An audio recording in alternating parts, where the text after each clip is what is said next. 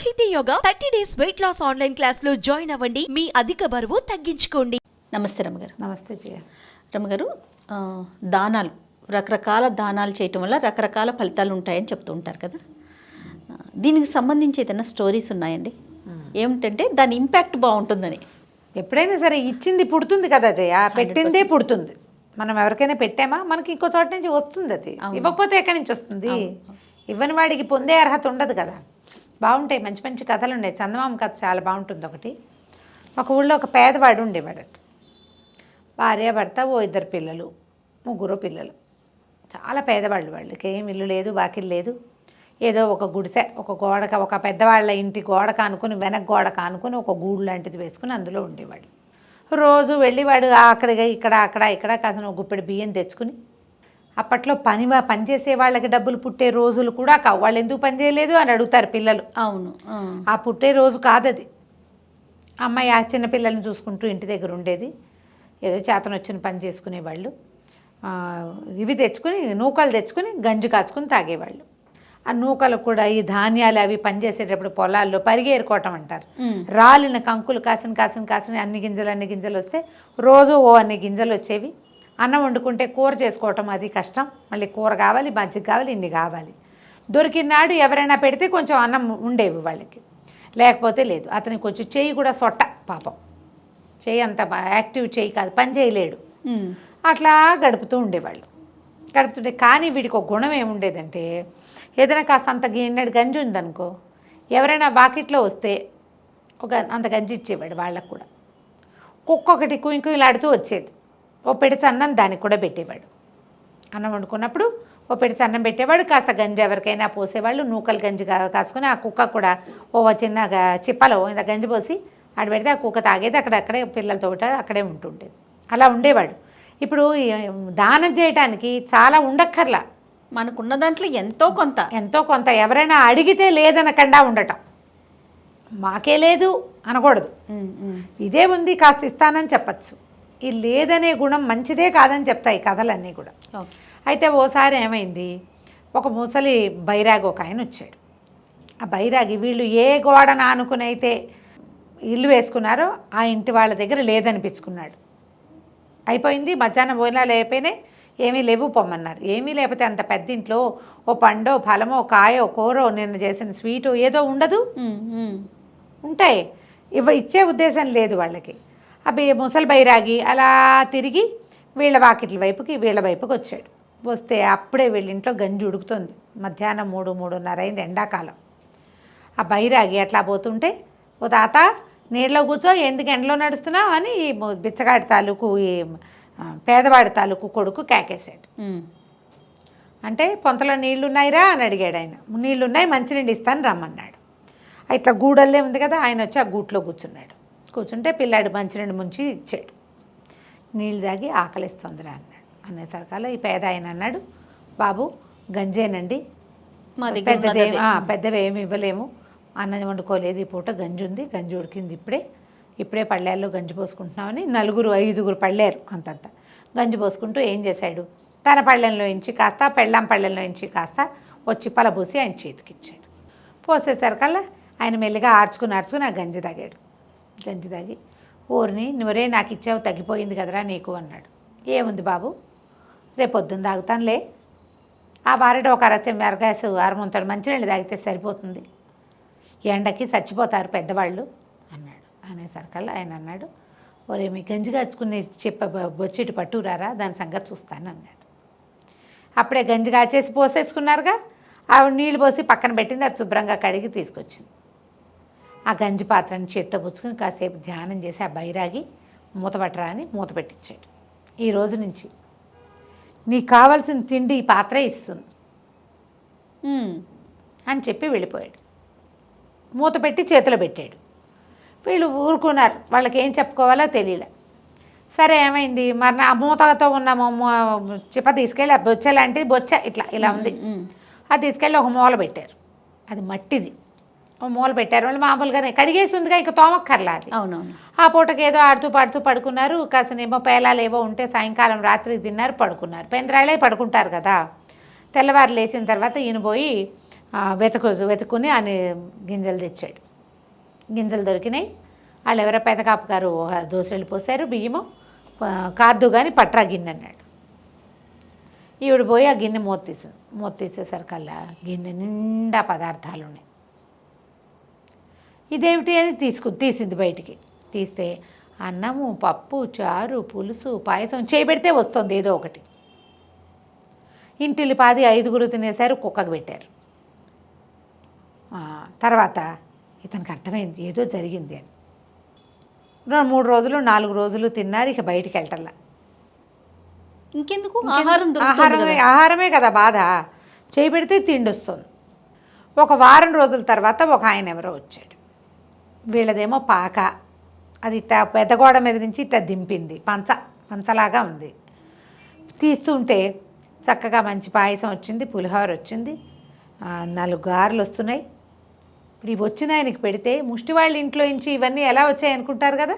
అయినా సరే ఏం చేశాడు, భోజనం పెట్టి, అయ్యా మా దగ్గర ఉన్నది పెట్టాను తినండి, ఇది ఎక్కడి నుంచి వచ్చిందని మాత్రం అడగబోకండి చెప్పాడు. శుభ్రంగా తిని ఆయన ఎంత మంచి భోజనం పెట్టాడు వీడు అని వెళ్ళిపోతూ దారిలో ఎవరో కనపడితే, ఫలానా గోడ వెనకాలన్న పేదవాడి ఇంటికి వెళ్ళండి, వాడింటో మంచి భోజనం దొరుకుతుందని చెప్పారు.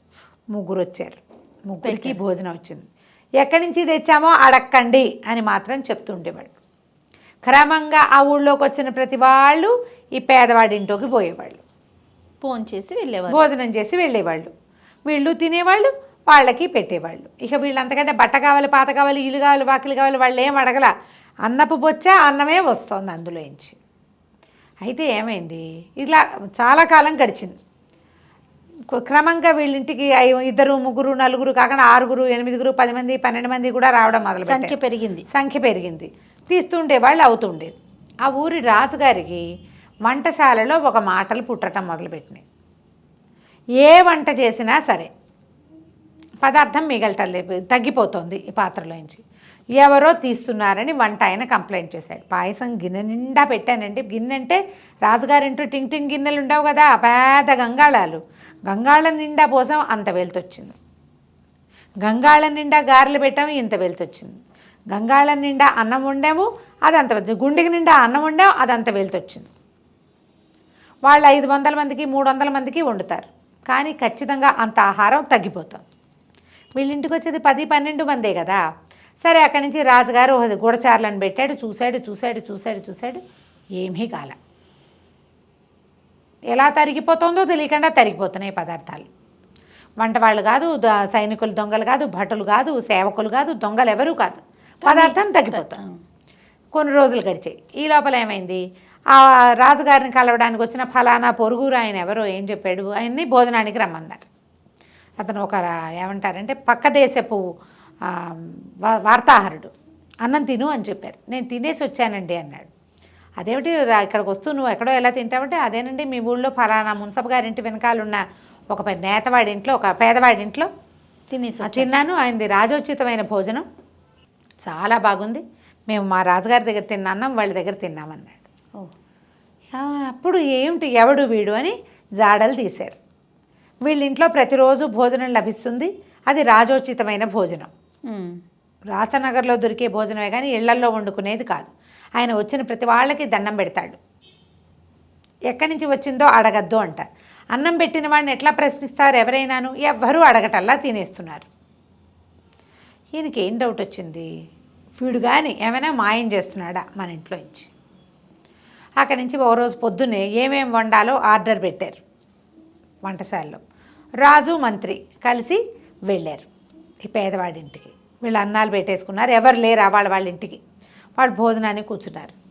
పేదవాడు, భార్య, పిల్లలు కూర్చునేసరికి 2 పెద్ద ఆజానుబాహులు, పెద్ద పెద్ద ముస్తీలు గిస్తలు, బ్రహ్మాండంగా మీసాలు ఉన్నాయి. వాళ్ళు వచ్చి అన్నం పెడతారా అన్నారు. అనేసరికి పిలిచాడు లోపలికి. అయ్యా కలిగింది పెడతాను, ఎక్కడి నుంచి వచ్చిందో ప్రశ్నించకండి అని వడ్డించవే అన్నాడు. ఈవిడ చేయి పెట్టింది, పదార్థాలన్నీ ఆకులో వడ్డించింది. రాజుగారు మంత్రిగారు మొహమొహాలు చూసుకున్నారు. తాము అక్కడ ఏం ఆర్డర్ చేసి వచ్చారో, వంటశాలలో ఏమేం పదార్థాలు ఉండాలని ఆర్డర్ పెట్టి వచ్చారో అవే పదార్థం ఇక్కడ కనపడింది. కనపడేసరికల్లా అక్కడి నుంచి ఈ భోజనం ఎక్కడి నుంచి వచ్చింది అని బాగా అడిగారు. ఎంత అడిగినా అతను చెప్పలా. నువ్వు చెప్పకపోతే తినమన్నారు. అనేసరికల్లా ఇతను ఏం చెప్పాడు, ఇక పేదవాడు ఇంకా చెప్పటం ఇంకా ఆగలేకపోయాడు. తప్పలా ఆగలేక నేను రాజునని కూడా చెప్పాడు. చెప్పేసరికల్లా నాకు తెలియదండి, గత కొన్ని సంవత్సరాల క్రితం మాకు ఒక ఆయన జరిగిందంతా చెప్పాడు. ఇచ్చాడు. సంవత్సరం క్రితం ఒక ఆయన ఇట్లా ఒక బైరాగ్ వచ్చాడు, నా పాత్రని అక్షయ పాత్ర చేస్తానన్నాడు. మా బొచ్చని అది అక్షయ పాత్ర అయింది, అందులో నుంచి పదార్థం వస్తుంది, నేను ఎవరు వస్తే వాళ్ళకి పెడతా, ఎవరు రాపితే మేము తింటాం, ఎంతమంది వచ్చినా అందులో నుంచి పదార్థం వస్తూనే ఉంటుంది. రాజు కొళ్ళు మండిపోయింది. నా భోజనాన్ని వీడికి ఇస్తాడా ఎవడైనా బైరాగి, నీ బొచ్చిడు పట్టురా అన్నాడు. పట్టురాగానే ఆ బొచ్చని కర్ర పెట్టి ఫడేల్మని కొట్టేశాడు. చిప్ప ముక్కలైపోయింది, మట్టి పాత్ర కదా, చెరచెరా వెళ్ళిపోయాడు. పేదవాడి భార్య అక్కుళ్ళు బొక్కుళ్ళుగా ఏడ్చింది. అయ్యో పాత్ర పగిలిపోయిందంటే పేదవాడు ఓదార్చాడు. ఎన్నేళ్ళ నుంచి మనం గంజి తాగుతున్నాం, ఏడాదే కదా అయ్యింది, పోనీలే, ఈ పాత్ర లేకపోతే పోయింది, మనకు ప్రాప్తం అదే, ఇన్నాళ్ళు మనం తింటాం కాకుండా మనతో పాటు ఎంతమందికో అన్నం పెట్టగలిగాం, పోనీమన్నాడు. రాజుగారి ఇంటికి వెళ్ళాడు, కానీ ఇక్కడ వడ్డిచ్చిన పాత్ర ఆకులోది అన్నం తినలా, వీళ్ళ ఇంట్లో పేదవాడి ఇంట్లో తినకుండా వెళ్ళిపోయాడు. ఇంటికి వెళ్ళంగానే ఆయనకి భోజనం లభించలే. వంటవాడు పాత్రలన్నీ ఖాళీ అయిపోయాయండి అని చెప్పాడు. ఎన్నిసార్లు వండడానికి ప్రయత్నం చేసినా వంట అవుతుంది, పదార్థం ఖాళీ అయిపోతుంది. ఇక రాజుకు అన్నం లేకుండా పోయింది. మంత్రి గారు వాళ్ళ ఇంటి నుంచి ఆహారం పంపించాడు. ఆహారం పంపిస్తే రాజుగారు పరిశేషణ చేయగానే మొత్తం విస్తరింది, పదార్థం అంతా మాయమైపోయింది. ఓహో, ఆ రోజు ఆకలితో ఉండిపోవాల్సి వచ్చింది రాజు. పళ్ళు, కాయలు, కూరలు ఏవి ఆయనకి ఆహారంగా లభించలే. రాజుకి కొంచెం కొంత భయం వేసింది. సరే మంత్రి గారిని రావించి చెప్పారు. చావిస్తే చూపించండి నాకు అన్నాడు. రాజుగారి కోసమని బియ్యం పెట్టారు పొయ్యి మీద, బియ్యం అన్నం అయింది, అన్నం తీర్చి కింద పెట్టగానే టంగుమని మొత్తం మాయమైపోయింది, గిన్నె మాత్రం మిగిలింది. ఏ పదార్థము రాజు పేరు చెప్తే మిగలటల్లా. వంట చేసి అందరూ తిన్నారు, పోనీ రాజుగారి పేరు చెప్పకుండా వండి ఆకులో వడ్డిస్తే ఆకులోంచి మాయమైపోతాం. రాజు మంత్రి మాట్లాడుకున్నారు. మంత్రి అన్నాడు, అయ్యా మనం చేసింది పొరపాటు, దానివల్ల ఇలా జరుగుతుంది. ఇప్పుడు మనం 500 మందికి అన్నం వండేటప్పుడు ఒక 10 మంది అన్నం పోతే ఏమవుతుంది, మనం అది ఆలోచించకుండా ఆ పాత్ర పగలగొట్టారు. ఆ బైరాగ్ ఎవరో, ఆయన ఎవరో సన్యాసి, ఎంత గొప్పవాడో, ఆయన ఎంత తపస్వో, తన దగ్గర ఉన్న గంజిని దానం చేసిన వాడిని రాజు పోషించాలి, మీతోటి పోషింపజేశాడు ఆ బైరాగి, మీరు ఎప్పుడైతే అతని పాత్రను పగలగొట్టారో మీకే పోషణ లేకుండా చేసేసాడు భగవంతుడు అనగానే రాజు వెళ్ళిపోయి బైరాగింట్లో, ఆ బిచ్చగాడింట్లో, నీ దగ్గర ఏముంటే అది పెట్టి అది తింటానన్నాడు. అనేసరికల్ పాత్ర పగిలిపోయిందండి, నూకలు కాచుకోవడానికి ఇంకో మట్టి పాత్ర తెచ్చుకున్నాను అన్నాడు. కాచిపెట్టు, నేను అదే తింటాను అని చెప్తే బియ్యం కాచి, అన్నం నూకలు కాచి, గంజి కాచి చేతిలో పెట్టారు. ఆ గంజే ఆహారం 2 రోజుల తర్వాత ఆయనకి. తర్వాత ఆ రోజు శపథం చేశాడు, నేను పొరపాటు చేశాను, నాది తప్పు, మీరు రోజు చక్కగా శుభ్రమైన ఆహారం తింటూ ఇంకొకళ్ళకి దానం చేయగలిగే స్థితిని కల్పించిన వస్తువుని పాడు చేశాను కాబట్టి ఇక నుంచి రాజస్థానంలో వండిన వంట మీ ఇంట్లో ఎంతమందికి భోజనం కావాలంటే అంతమందికి అక్కడి నుంచి వస్తుంది, మీ ఇంట్లో ఏది వండారో అదే నాకు భోజనం. బాగుంది. అట్లా ఈ పేదవారింటి భోజనమే రాజు 3 తరాల పాటు తిన్నారట. అట్లా వాళ్ళు అబ్బా 3 తరాల పాటు వీళ్ళింటి నుంచే అన్నం వచ్చేది. ఈ పేదవాడికి మాత్రం తమ ఇంట్లోది కాదు, రాజుగారి ఆస్థానం నుంచి, రాజుగారి పాకశాల నుంచి భోజనం వచ్చేది. 10 మంది వచ్చారు అని కబురు వెళ్తే 10 మందికి ఫుడ్ వెళ్ళిపోయేది.